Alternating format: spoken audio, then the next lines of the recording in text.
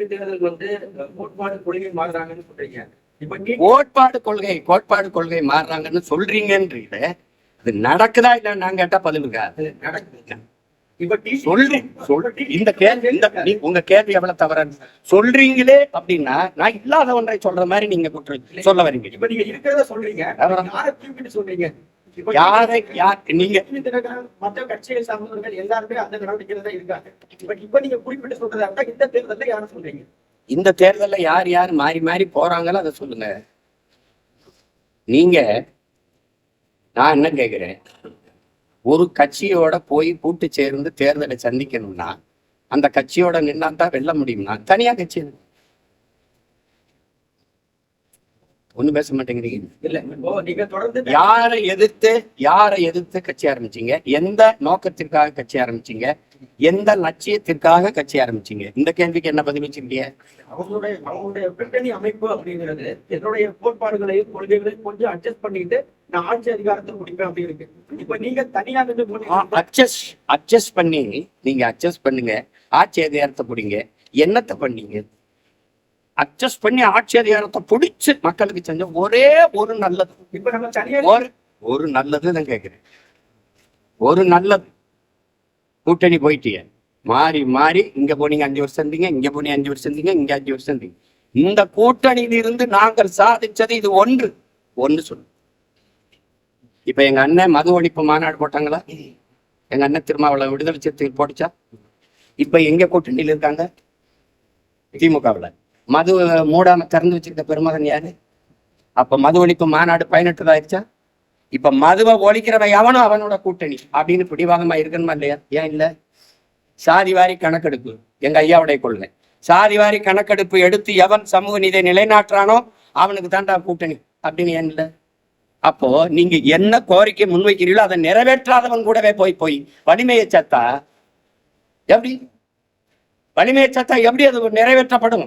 என்ன பேசினாலும் கிடைச்சா இங்கதான் வருவாங்கன்னா இது எப்படி இந்த கோரிக்கையை ஏற்று எப்படி இந்த கொள்கையை நிறைவேற்றுவாங்க அவங்க? சும்மா எந்த ஒரு கோரிக்கை வைக்காம தொடர்ந்து ஒரு தைரியம் அப்படின்னு சொல்லி அவங்க பேசியிருக்காங்க. கூட்டத்துல நிக்கிறதுக்கு வீரமும் துணிவும் தேவையில்லை, தனிச்சு நிக்கிறதுக்கு தான் வீரமும் துணிவும் தேவை. இப்ப எங்க அண்ணனை போய் நான் எங்க அண்ணன் எடுத்த நிலைப்பாட்டை குறை சொல்லவோ இது சொல்லவோ நான் இல்லை. அது அவர் முடிவு, அவங்க நிலைப்பாடு. அது இல்லை. நாங்கள் இதுல நிக்கிறதுக்கான காரணத்தை சொல்றேன். இந்த சமரசம் என் முன்னவர்கள் செஞ்சதுனால படிப்பறிவையும் விட மேலானது பட்டறிவு. தொடர்ந்து இது மாதிரிதான் அரசியல் தமிழ்நாட்டில் நடந்துட்டு இருக்கு. இப்ப நீங்க தனித்து இருக்கிறீங்க, எந்த அளவுக்கு ஆட்சி அதிகாரத்தை முடித்து உங்களுடைய தொடர்ந்து இதுதான் நடக்குதுன்னு நீங்க தம்பி சொல்றீங்க. தொடர்ந்து நடக்குது என்பதற்காக ஏற்கனவே இருக்கா, இல்ல அதை மாற்றணும்னு இருக்கா? இல்ல மாற்றணும்னு இருக்கு. நம்ம தனியா நின்று எந்த அளவுக்கு இதை மாற்ற முடியும் நீங்க நினைக்கிறீங்க? தனியா நின்று மாற்றமா இல்லையான்னு பாருங்க. 1.1 4 லட்சம் வாக்கு வாங்கின ஒரு அரசியல் கட்சி இந்திய பெருநிலத்தில் வாழ்ந்ததாக சரித்திரம் சொல்லும், வளர்ந்ததாக சரித்திரம் சொல்லும்.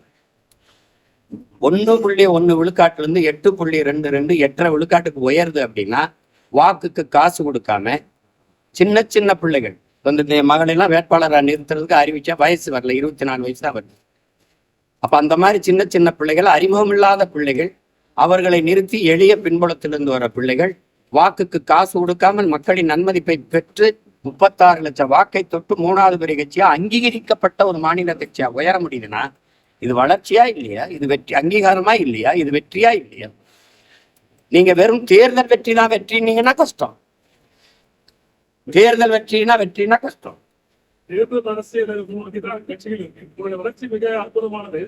இப்போ உங்களுடைய கொள்கையில இருக்கின்ற மற்ற கட்சிகளை எனக்கு நீங்க உங்க தலைமையில ஒரு கூட்டணி அமைக்கிறாங்க, அவங்க ஒரு வாய்ப்பா இருக்கு. ஆட்சி என் கொள்கையை எதிர்த்து தான் இங்க நிறைய கட்சிகள் இருக்கக்கூடிய ஏற்று ஒரு கட்சி இல்லை. நீங்களே சேர்த்து விடுங்க. நீங்க எல்லாருமே பெரியாருங்க. 3 கட்சி, நான் எங்கள் இனத்தின் முன்னோர்கள் எல்லாருமே எங்களுக்கு பெரியாருங்க. உங்களுக்கு புரியுதா? அதே ஐயா பெரியாரே எங்க தாத்தா முத்துராமைக்கு தவிர பெரியாரு இருக்கிறப்ப எங்களுக்கு எங்க அண்ணன் புதுவை ரத்தினதுரை வந்து எங்கள் தாத்தா கியாப்பை விஸ்வநாதர் தமிழ் இனத்தின் பெரியார்னு பேசுறது இருக்கு. எங்களுக்கு ஒவ்வொருத்தரும் பெரியார். அப்ப கோட்பாட்டு அளவுல நாங்க மாறுபடும். இந்திய துணைக்கண்டத்தில் இந்திய பெருநிலத்தில் எந்த ஒரு இனம் தன்னை திராவிடன் என்று வரையறுத்துக் கொள்ளும். திராவிட பண்பாடு, திராவிட நாகரிகம், திராவிட கலாச்சாரம், திராவிட கட்டட கலை என்று எந்த ஒரு இனம் தன்னை வரையறுத்துக் கொள்ளும், தன்னை அடையாளப்படுத்தும். என்னை ஏன் உலகத்தின் தொல்குடியை மூத்த ஒரு பேரினத்தை, என்னை ஏன் என் அடையாளத்தை திராவிட அடையாளமா மறக்க? சாதிய இழிவை தொடைத்தெறிய போராடுவதை விட செத்து ஒழிவது மேலானது. தொடைத்தெறிய போராடாமல் இருப்பதை விட செத்து ஒழிவதே மேலானதுனர் புரட்சியாளர் அண்ணல் அம்பேத்கர். அதேதான் நாங்க நினைக்கிறேன். எங்க மேல் சுமத்தப்பட்ட திராவிட இழிவை தொடைத்தெறிய போராடாமல் இருப்பதை விட செத்து ஒழிவதே மேலானதுன்னு நினைக்கிறேன். யார் என்ன எதுக்கு நீ திராவிடங்கிற?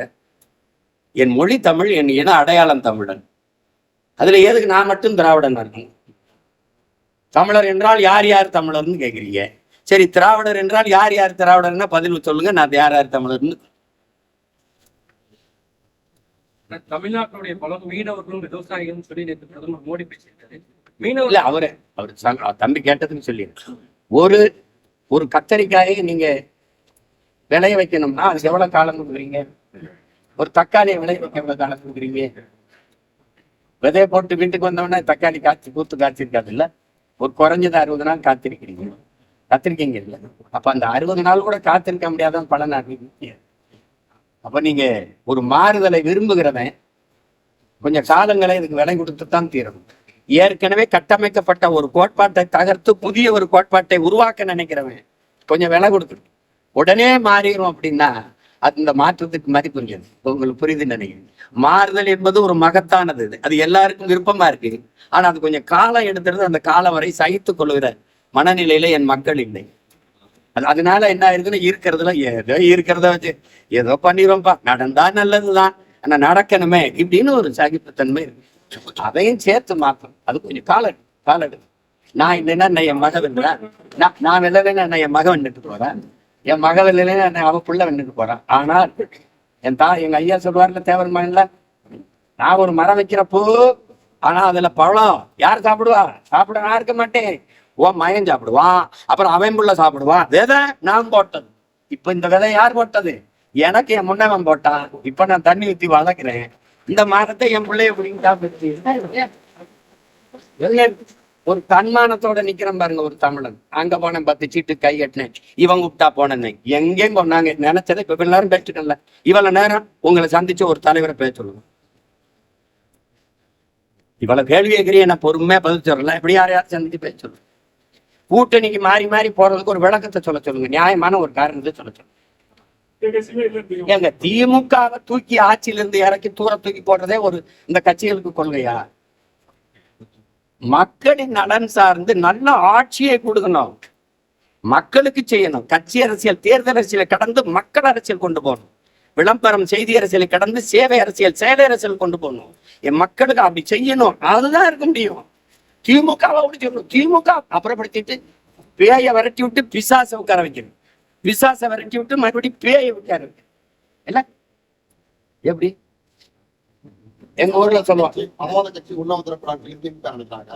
கட்சி தம்பி மதவாத கட்சியை முதல்ல கதவை திறந்து கூட்டிட்டு வந்த ஆலியார்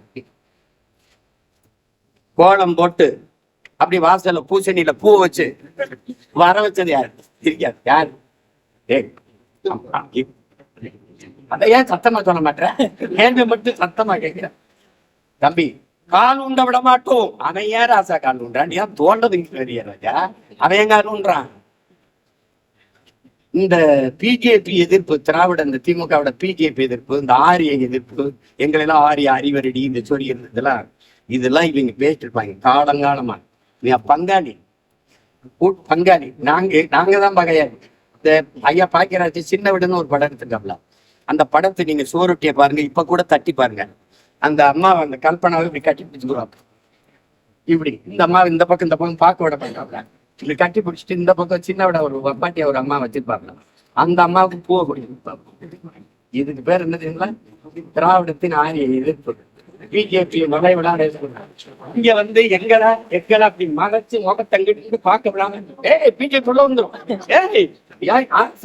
பிஜேபி இங்க சைட்ல போய் பேச்சு. நீங்க ராஜ்நாத் சிங் ஐயா வந்து ஒய்எம்சி மைதானத்துல ஐயா கருணாநிதி அவர்கள் பணத்தை வெளியிடும் போது 5 ஆண்டு கால பாரதிய ஜனதா ஆட்சியை நிலைக்க வச்சு நாடெங்கிலும் பாரதிய ஜனதா வேறு பரவுவதற்கு காரணமா இருந்த பெருந்தகைன்னு சொன்னாரா? காணொலி உங்களுக்கு அனுப்பிட்டா நீங்க போடுறீங்களா? இல்ல நீங்க தாங்க ஒளிபரப்புனீங்க.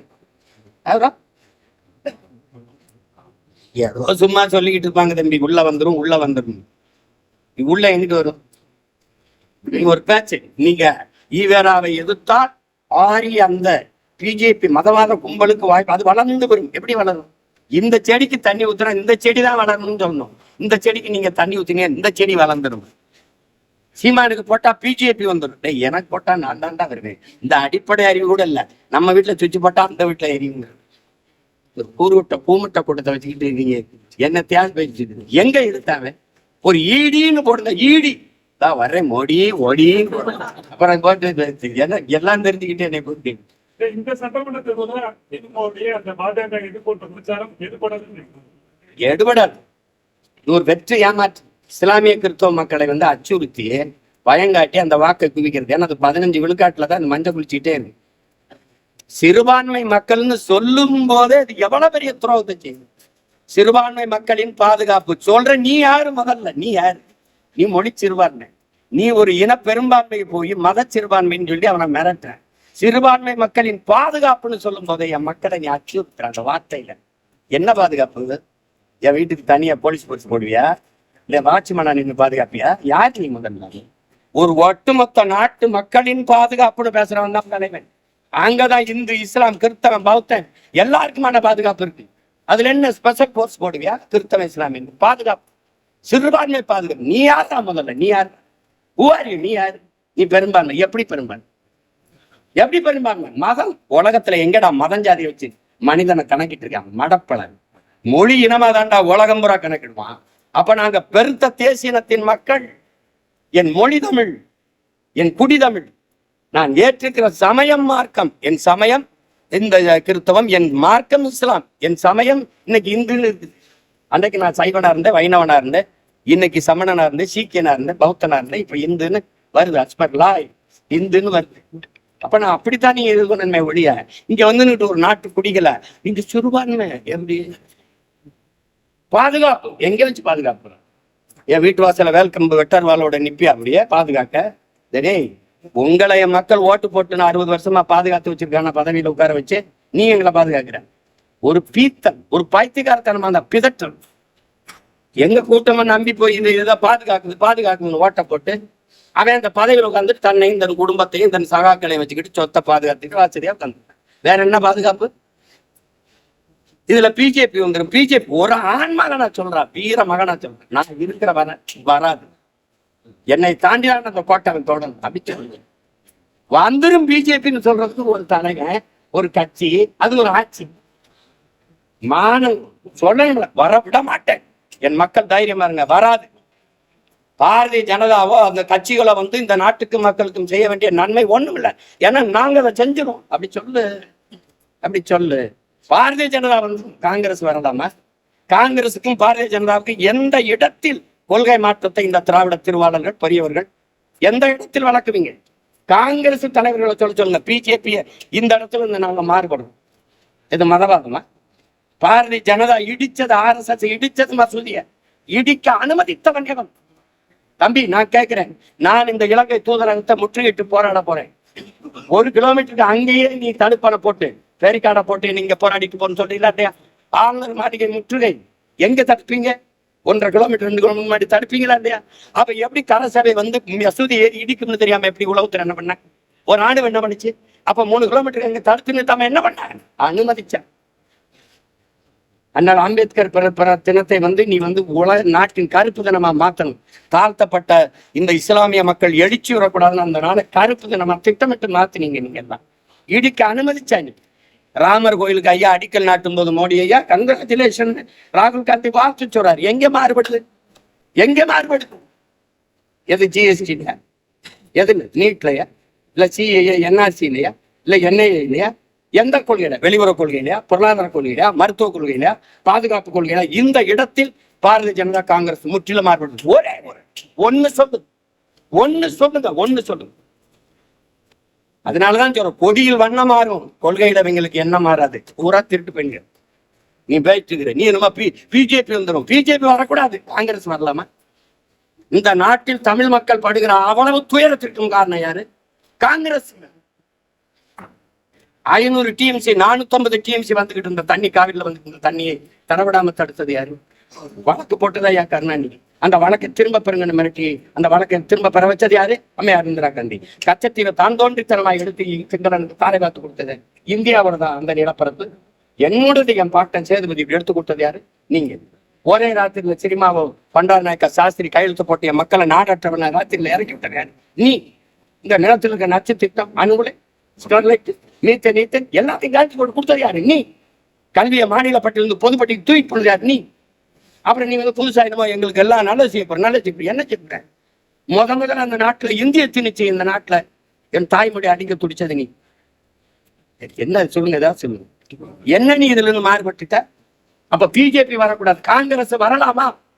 ஒரு தேசிய இனத்தின் விடுதலை கனவை அழிச்சு நாசமாக்கின கட்சி காங்கிரஸ். கண்ணு முன்னாடி என் இனத்தை கொன்று வச்ச கட்சி அதிகாரம் காங்கிரஸ். சிங்களனுக்கு கனவில் கூட என்ன வராது தமிழர்களை வென்று விட முடியும்னு. அவனுக்கு ஈர்கரமம் கொடுத்து, வட்டி இல்லாத கடனை 80,000 கோடியை கொட்டி கொடுத்து, ஆயுதம் கொடுத்து, பயிற்சி கொடுத்து, போர்க்கப்பலை கொடுத்து என் மக்களை அழித்து ஒழிக்க வைத்தது இந்த காங்கிரஸ் கட்சி. அதன் ஆட்சி கூட நின்னது இந்த திமுக. நீங்க பேசிக்கிறீங்க இந்த காங்கிரஸ் இனத்தை கொண்டு வச்ச காங்கிரஸ் வரலாம், அதை எப்படி அனுமதிக்கிறார்? 2 பேருமே வரக்கூடாதுன்னு சொல்ல. அப்ப தனியா ஆன்ம இந்திய கட்சி எதுக்குன்னு கேள்வி. சரி, பாரதிய ஜனதா கட்சி நிலைப்பாடு காவிரியில, காங்கிரஸ் கட்சி நிலைப்பாடு முல்லை பெரியாற்ற காங்கிரஸ் இல்ல கச்சத்தீவு மீட்புல 2 கட்சிக்கும் வேறுபாடு. ஏதாவது ஒண்ணு சொல்லுங்க, ஒண்ணு சொல்லுங்க. எந்த இடத்துல பாரதிய ஜனதாவே பேசுறியே, காங்கிரஸ் வரலாமா? ஏன் அதை குட்டி வர? என் இனத்தை கண்டு முன்னாடி கொண்டு குவிச்சிட்டு அதே இனத்துல வாக்கை பெற்று வலிமையான அதிகாரத்துக்கு ஆட்சிக்கு வந்துட முடியும்னா நாங்க மானங்கட்ட கூட்டம் ஆயிட்டோம் தானே நீ மஞ்சள் பிடிக்கிற. நீ வேற எப்படி? வேற இந்த கன்னடனை கொண்டுட்டு அல்லது ஆந்திரா தெலுங்கரை கொண்டுட்டு மலையாளியை கொண்டுட்டு நீ அந்த மாநிலத்துல ஒரு ஓட்டு வாங்கிட முடியுமா? வாங்கிட முடியுமா சொல்லுங்க. திரும்ப திரும்ப அவனை கூட்டி வந்துட்டு பிஜேபி வந்துடும், காங்கிரஸ் வரலாம். ஏன்னா என் இனத்தை கொண்டு குவிச்சாங்க, என் விடுதலை கனவை போச்சிக்கு நாசமாக்கினாங்க, அதனால வரலாம். ஐபிகே அனுப்பி என் இன மக்களை அடிச்சு ஒழிச்சாங்க, வரலாம். காவிரி நதிநீர் உரிமை பறி கொடுக்க வச்சாலும் வரலாம். கச்சத்தீவை எடுத்து அது கொடுத்ததான்னு சொன்னா அதனால வரலாம். என்னது என்னது? எத்தனை காலத்துக்கு இதையே பேச்சு தீருவீங்க தம்பி? எத்தனை காலத்துக்கு இதே பேசிட்டு திரிவாங்க? ஒரே ஒரு காங்கிரஸ் கட்சி தலைவரை இந்த பாரதிய ஜனதாவில இருந்து இந்த இடத்துல நாங்க மாறுபடுறோம். அது மதவாத கட்சி, நீ மிதவாத கட்சியா? அவன் we are all Hindus, நீ yes we are all Hindus. வேற அவன் சவுண்ட் இந்துத்துவா, நீ சாப்பிட்டு இந்துத்துவா. வேற என்ன சொல்லுங்க? 100 விழுக்காடு இந்துக்கள் பிஜேபி, 90 விழுக்காடு இந்துக்கள் திமுக. நான் சொல்லல, தலைவரே சொல்றாரு என் கட்சியில 90 விழுக்காடு இந்துக்கள். இது பிஜேபியின் பீட்டிமா, நாங்க பீட்டிமா? சொல்லுங்க பாரு. ஏன்னா என்ன எத்தனை காலத்துக்கு இந்த ஃப்ராடு, இந்த புழுகினி வேலையை செஞ்சுக்கிட்டு வண்டி ஓட்டிக்கிட்டு இருக்கீங்க? ஒரு வீர மகனா நின்னா நீ கவலைப்படாம இரு, வரமாட்டான், நான் இருக்கேன் அப்படி சொல்லு. வந்துருவான். இதை சொல்றதுக்கு வந்த பிறகு என்ன பண்றது? வாத்தியாருக்கு சம்பளம் கொடுக்க முடியல, எல்லா காசையும் வச்சுக்கிட்டு தரமாட்டேங்குது. இந்த புலம்புறதுக்கு ஒரு அதிகாரம், 40 பாராளுமன்றம், அதுக்கு ஒரு ஆட்சி. ஏய் என் காசை தரலாம், உனக்கு நான் வரி கொடு, ஜிஎஸ்டி கிடையாதுடா, தர முடியாதா? முடியாது சொன்னா என்ன வரும்? ஈடி. அப்புறம் வார ஓடி, வெரி சாரி மோடி. இதுதானே? இது ஒரு கேவலம். இது ஒரு கட்சிகள் ஆட்சிகள். இதுக்கு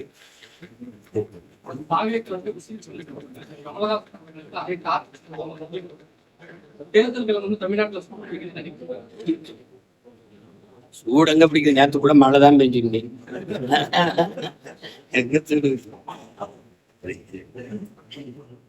ஒரு மாசம் இருக்குல்ல, கேட்டது சீமான் இல்ல. சீமான்னா கேட்ட சின்னம் கொடுக்க கூடாது. அது கொடுத்த சின்னத்தை திருப்பி அடுத்த தேர்தலுக்கு வைக்க கூடாது. அந்த சின்னத்தை கொண்டு போயிட்டானா போய் சேர்ந்துருச்சா தூக்கி தானே.